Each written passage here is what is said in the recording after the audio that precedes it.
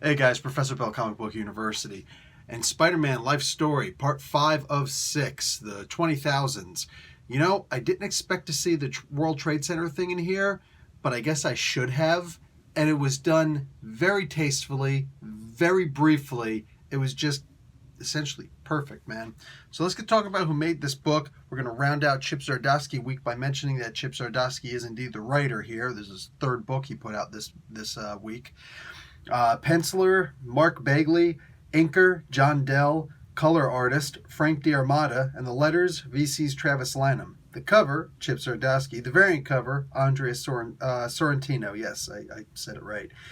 Stan Lee and Steve Ditko are the creators of Spider-Man. So we get this brief little bit about Spider-Man trying to talk about responsibility to his daughter. Meanwhile, she's all like, you don't talk to me about freaking responsibility. You acted like you're a clone when you're the real Spider-Man, and the Spider-Man over there just died and blah, blah, blah, blah, and all that. And I saw you one time. You were in New York, and the World Trade Center thing happened, and you were out there, and you put the mask on because you were strong, and you do all that stuff, and you didn't want people to know. And it's like, you had the mask with you because you can't help it. If you see somebody hurt, you've got to help them out. So you brought the mask with you. Dad, you're a freaking hero, and you're not living up to who you actually are. And wow, man, kids can teach adults. Imagine that. We like to think that, oh, well, adults have all the wisdom. Kids don't have any wisdom. They don't have any life experience. How can they know that? No, but you know what they do have? They have the lack of cynicism that we adults have. So they can see more clearly through our actions.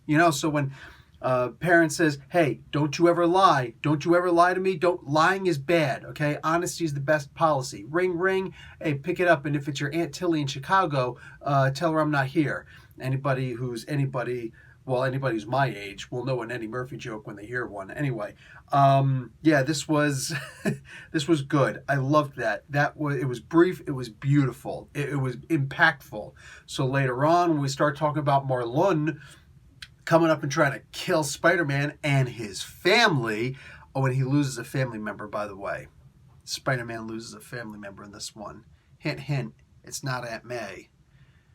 It's not Aunt May. Wow. Like, this was, you know what?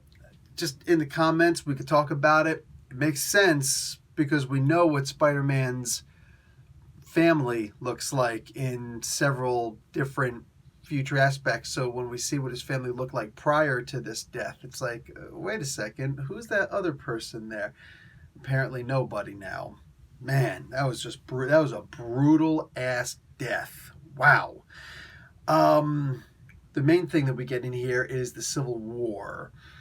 And this was awesome because we really get to see Tony Stark, man.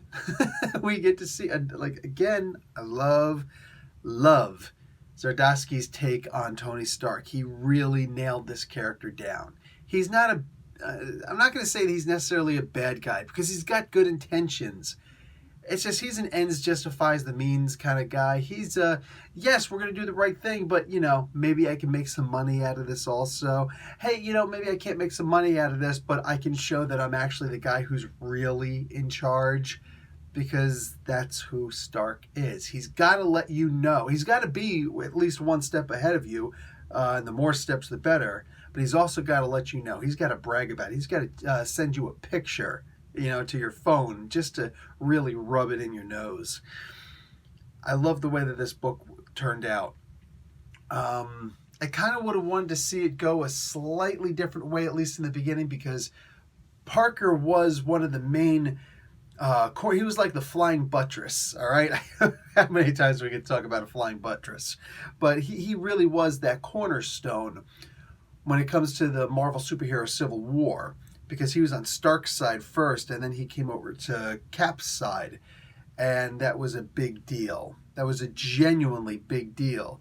And it shows, Captain America is always supposed to be the moral fabric of society. The heart has always been Spider-Man. So when the heart kind of moved over here, it really let you know who the good guy was in the situation. As far as I'm concerned, you might have a different opinion. That's cool. That's, I'm cool with that. We are all different. We all do have different life experiences that cause us to see things a different way. Nobody reads the same book. You know what I'm saying? We could all be reading this issue of this comic book. We're all reading a different book, and it's because of us, not because of this. I like this. I really like this a lot. There's only one more issue to go, and that's the only part I can complain about, is that we're going to eventually stop. And it's going to be a sad one, because it's going to involve Pete's death. You know what I'm saying? So now we all got to sit here and start racking our heads. What is the thing that happened in the 2010s that could wind up coming back and just really being the thing that we discuss here? We could have an aftermath where we're talking about now. We could have it where we find out that Peter Parker wasn't a clone the whole time. Instead, he was just a Skrull. I'm just saying, these things could happen technically. Yeah. Anyway, I love this book, man. I don't see how anybody can't love this book. This is going to be great in trade. The floppies are great because you get all these beautiful copies. The red just keeps on rising. It's like the opposite of the Brisson book. But I love these books, and these are going to be so good in trade. Anyway, guys, I'm done. Professor Bill, Comic Book University. Class dismissed.